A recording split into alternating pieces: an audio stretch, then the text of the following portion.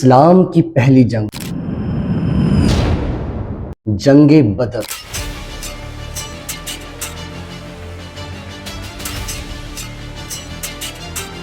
سوچیے کہ ایک طرف 313 مسلمان بھوکے پیاسے نیزے اور تلواریں لیے کھڑے تھے، اور سامنے 1000 سے زیادہ دشمنوں کی فوج ہتھیاروں سے لیس گھوڑوں پر سوار اور غرور میں کھڑی تھی۔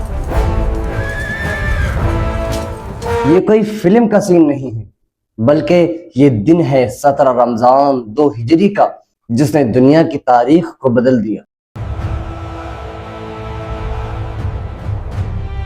آج ہم بات کریں گے اسلام کی پہلی جنگ، جنگ بدر کی۔ سب کچھ لے چلو، یہ مال ہمارا ہے۔ خدا کے لیے ہم پر رحم کرو، ہمارا سب کچھ نہ چھینو۔ ہجرت مدینہ کے بعد مسلمانوں کا حال بڑا مشکل تھا۔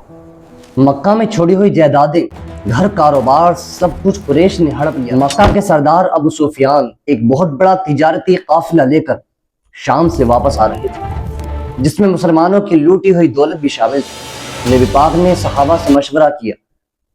مقصد تھا اس قافلے کو روکنا اور اپنا حق واپس لینا، لیکن ابو سفیان کو اس بات کی خبر مل گئی۔ ابو سفیان نے مکی کو ایک خط لکھا کہ ہماری دولت، ہماری عزت خطرے میں ہے، مسلمان اپنی فوج کو لے کر ہمیں لوٹنے آ رہے ہیں۔ پھر ابو جہل مکے سے 1000 فوجیوں کے ساتھ نکلا۔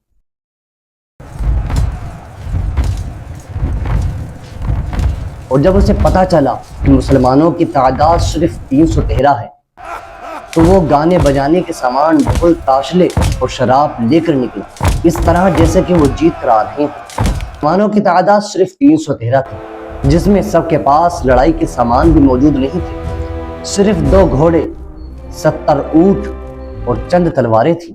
نبی پاک نے اللہ سے ساری رات دعا کی، اے پروردگار، اگر آج یہ مٹھی بھر جماعت ہلاک ہو گئی تو پھر روئے زمین پر تیری کوئی عبادت کرنے والا موجود نہیں رہے گا۔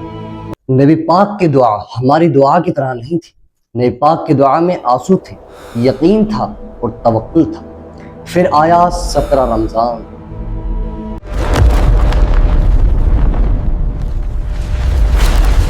دونوں لشکر آمنے سامنے کھڑے تھے۔ قریش کی طرف سے 3 نامی گرامی جنگ میں آئے، عتبہ، شیبہ اور ولید، اور مسلمانوں کی طرف سے جنگ سے نکلے حضرت علی، حضرت حمزہ اور حضرت عبیدہ۔ ذرا سے لمحوں میں قریش کے تینوں سردار زمین پر گر پڑے۔ جب کفار مکہ نے دیکھا کہ ہمارے سردار مارے گئے تو پھر چھڑ گئی اصلی جنگ۔ مسلمان بے خوف لڑ رہے تھے، جیسے موت سے کوئی محبت ہو۔ اللہ فرماتا ہے اس دن فرشتے بھی مسلمانوں کی مدد کے لیے آئے۔ حضرت حمزہ طوفان کی طرح دشمنوں کی صف میں داخل ہو گئے۔ نوجوان صحابی مصعب بن عمیر، جو مکے کے ایک امیر زادے تھے، آج پھٹے ہوئے کپڑوں میں اسلام کا پرچم لیے ہوئے لڑ رہے تھے۔ جب جنگ رکی تو نتیجہ حیران کن تھا۔ کفار میں سے 17 لوگ مارے گئے، 17 قیدی بنائے گئے اور باقی بھاگ گئے۔ مسلمانوں میں سے صرف 14 لوگ شہید ہوئے۔ یہ کوئی جنگ نہیں تھی، بلکہ اللہ کی مدد تھی۔ لیکن رکیے، سب سے حیران کن بات ابھی باقی ہے۔ ان قیدیوں کے ساتھ کیا کیا گیا؟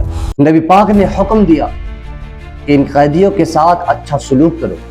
صحابی خود کھانا نہیں کھاتے، لیکن قیدیوں کو پیٹ بھر کر کھانا کھلاتے۔ جو قیدی ان میں پڑھے لکھے تھے، ان کا ایک فدیہ مقرر کر دیا گیا کہ وہ 10 مسلمان بچوں کو پڑھنا لکھنا سکھائے۔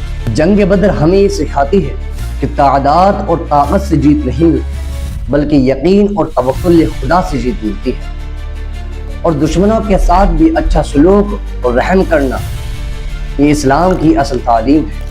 اور جنگ بدر نے یہ ثابت کر دیا کہ جب اللہ ساتھ ہوتا ہے تو ناممکن بھی ممکن ہو جاتا ہے۔ اگر یہ ویڈیو آپ کو پسند آئی ہو، لائک اور چینل کو سبسکرائب ضرور کریں، کیونکہ ہم اگلی ویڈیو میں بات کرنے والے ہیں جنگ احد کی، جو اس سے بھی زیادہ سبق آموز ہے۔ چلیے انشاءاللہ ملتے ہیں اگلی ویڈیو میں۔ السلام علیکم۔